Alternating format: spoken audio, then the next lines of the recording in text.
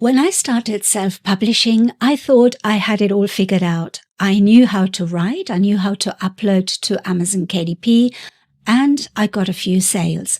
But then I hit a wall. My books weren't selling as well as they could be. I was making a lot of mistakes that were holding me back, and I didn't even realize it. It wasn't until I dug deeper that I learned what separates a struggling author from a successful self-publishing business. And in my last video, I showed you 10 lessons that helped me. So today I'm sharing 10 more lessons I wish I knew sooner, things that will save you time, frustration, and wasted effort.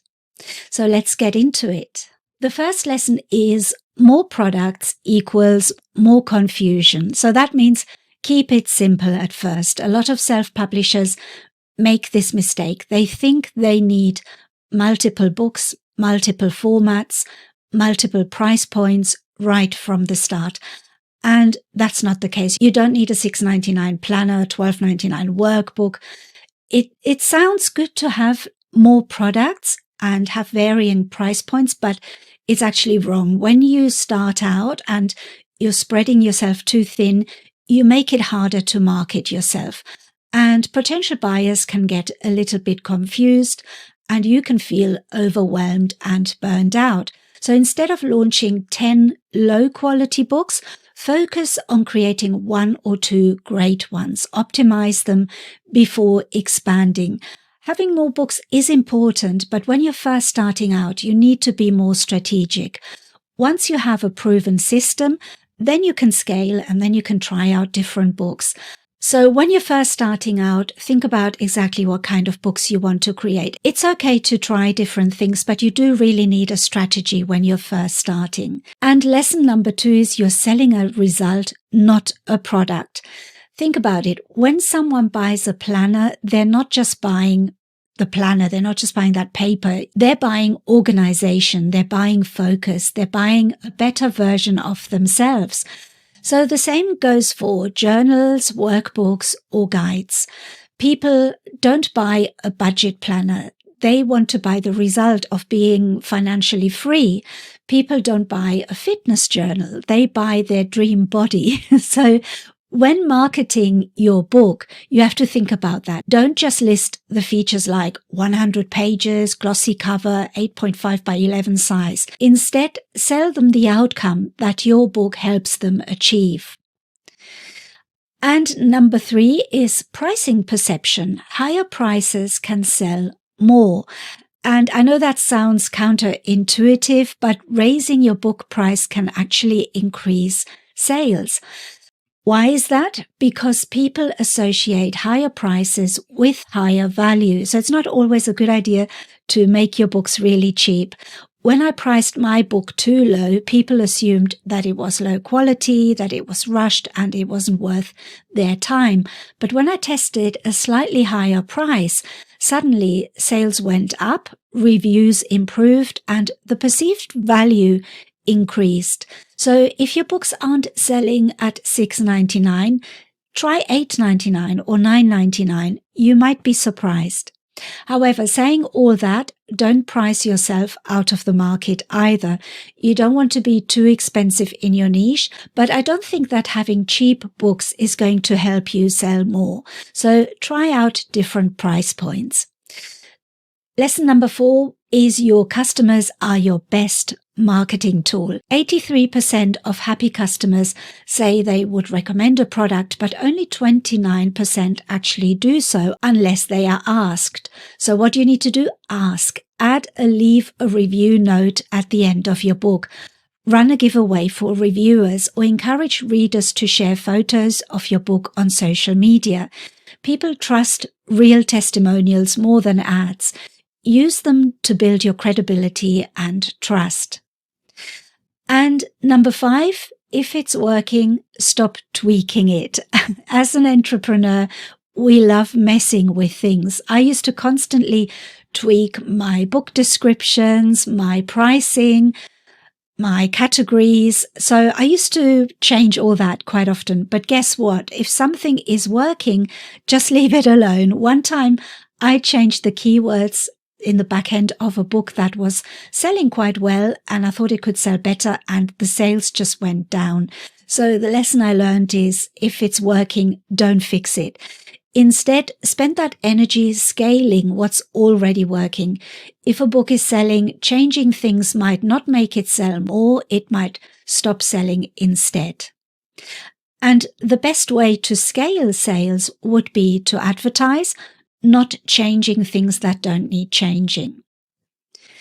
And lesson number 6 is sell before you build. So know your market first. Most people write a book first, and then they try and find the audience for it, and that is backwards. Successful self-publishers find an audience first, then create a book that meets their needs. So before you start, check Amazon bestsellers in your niche, or use Google and KDP search trends to see what people are looking for. And you can even survey your email list or social media followers to find their biggest pain points. And when you create a book that already has demand, it practically sells itself. It's definitely a lot easier to sell books if there is demand for them. And lesson number 7 is treat your buyers like people, not just numbers. Think about this. When someone buys your book, it's not just a transaction. It's a relationship. If they like what they bought, they will come back for more. So add a welcome message in your book. Give them a freebie like a printable or digital download. Or encourage them to join your email list for more value. A simple thank you page can turn one-time buyers into lifelong customers. So build a relationship with your customers. And lesson number 8 is your mindset will make or break you. There will be slow months, there will be bad reviews, there will be doubts. But here's the thing. If you tell yourself, self-publishing is too hard, I'll never succeed, you've already lost. And if you tell yourself, every challenge is a learning opportunity, you will find a way. So it really depends on how you think of things. Successful self-publishers adapt. They learn from mistakes and they keep going. And success isn't instant, but if you keep improving, it's inevitable.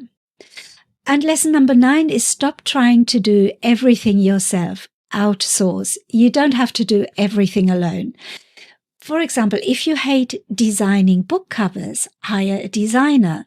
If you don't like keyword research, use software like Publisher Rocket or the Self-Publishing Titans software. And if you don't like to write descriptions, try and use AI to write a draft. So time is your most valuable asset. And if you focus on what you do best and outsource all the rest, that is really a good idea. And I don't do that enough because I try and do everything myself. And I do have some more help now because my husband has joined me now and we're doing things together. So that has really released some of my time. And my daughter helps me with my social media, so I don't have to do that all myself. So don't think that you have to do everything yourself. I know at the beginning I did everything myself, and you probably want to do the same. But then once you start seeing a little bit of success, then you can employ somebody else. Just get a freelancer. There's people on Fiverr that you can hire to do your book covers or to do your social media and things like that. And that really helps because it does become a lot of work just for one person. So if you see me doing all these things, I don't do them all myself. I do have my husband as my partner, my business partner. He helps me with certain things, and my daughter helps me with social media. So it's okay to delegate things to other people. So in lesson number 10 is play the long game. Self-publishing is a marathon, not a sprint. And it's easy to look at successful self-publishers and think that they blew up overnight and they had overnight success. But the reality is most of them spend years making mistakes, learning and improving. And if you stick with it, keep learning and keep publishing, your success is just a matter of when and not if. So these 10 lessons took me years to learn, but you don't have to make the same mistakes. And if this helped, hit like, subscribe, and check out part 1 if you haven't already, where I share 10 more self-publishing lessons that will save you time and money. So which of these lessons hit home for you the most? Drop me a comment below. I'd love to hear. And thank you so much for watching this video. I'll see you in the next one. Bye-bye.